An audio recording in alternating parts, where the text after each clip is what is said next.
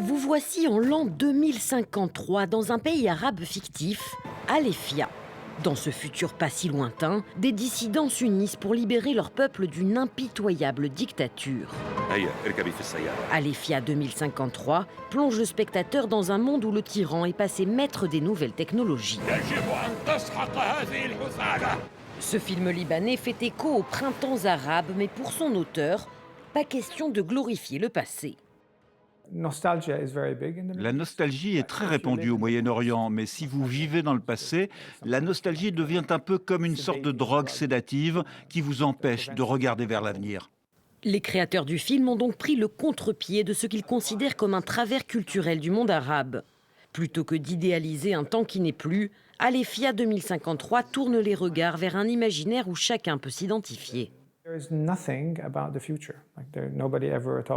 Personne ne parle jamais du futur, de ce à quoi il pourrait ressembler. C'est là qu'est née l'idée, développer quelque chose qui ne parle pas d'un passé improbable, mais qui parle d'un futur plausible. Avec son esthétique clairement inspirée de la bande dessinée, ce film d'animation pour adultes est le premier du genre en langue arabe.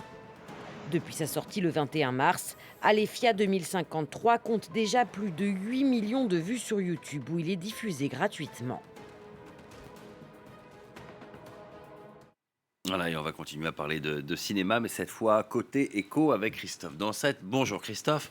Bonjour Damien. Ensemble, on va revenir donc sur cette fusion entre Amazon et la MGM, fusion pour plus de 8 milliards de dollars, un chiffre impressionnant. C'est un symbole, hein, c'est le nouveau monde qui s'empare de l'ancien. Oui, parce que la MGM, on connaît peut-être moins le nom que ce lion légendaire qu'on voit au début de nombreux films de ce catalogue. Je ne sais pas si on peut l'écouter, ce lion qui vous rappelle sûrement quelque chose.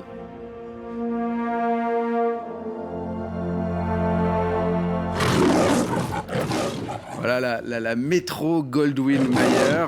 Elle a presque 100 ans d'existence. Elle a été créée en 1924 et elle est devenue l'une des plus grosses maisons de production d'Hollywood. Un catalogue de plus de 4000 films, des films légendaires comme Ben-Hur ou encore Autant n'emporte le vent, Rocky plus récemment, et puis surtout l'ensemble, on le voit, du catalogue de James Bond, dont elle détient aujourd'hui 50% des droits. Mais ces dernières années, le groupe a connu des difficultés au bord de la faillite.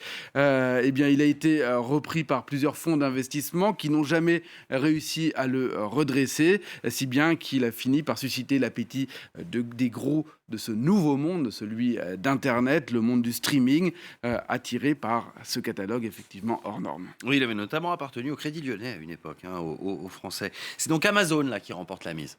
Alors, l'opération doit encore être validée par les autorités de concurrence aux États-Unis, ce qui n'est pas forcément gagné quand on sait qu'elles veulent s'en prendre. Elles ont Amazon dans le viseur en ce moment. Mais oui, le groupe de Jeff Bezos a mis beaucoup plus d'argent sur la table que certains de ses concurrents. 3 milliards d'euros de plus que ses concurrents qui étaient Apple ou Netflix et qui étaient également intéressés par ce catalogue.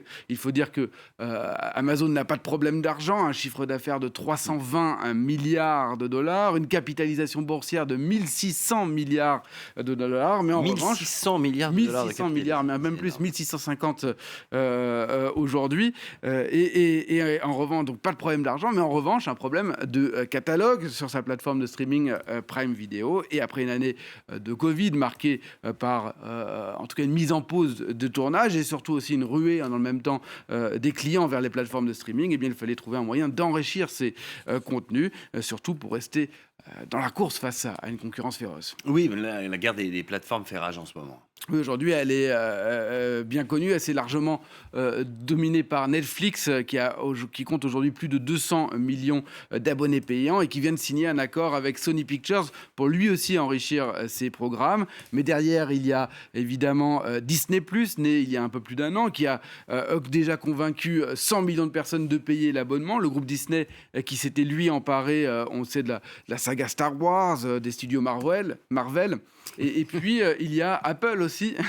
J'ai compris les studios Marwal, excusez-moi. Non, Marvel, j'ai effectivement mal prononcé. Et il y a aussi Apple, plus discret jusqu'à présent, mais qui n'a pas encore dit son dernier mot. Alors 40 millions d'abonnés estimés, mais qui dispose d'un bon budget. On parle de 200 milliards de dollars pour enrichir à son tour ce catalogue. Et enfin, on peut citer la fusion la semaine dernière entre le groupe de communication AT&T et Discovery, de quoi permettre le rapprochement de la filiale d'AT&T, la Warner Media, et notamment cette plateforme qui s'appelle HBO Max, avec celle de Discovery+.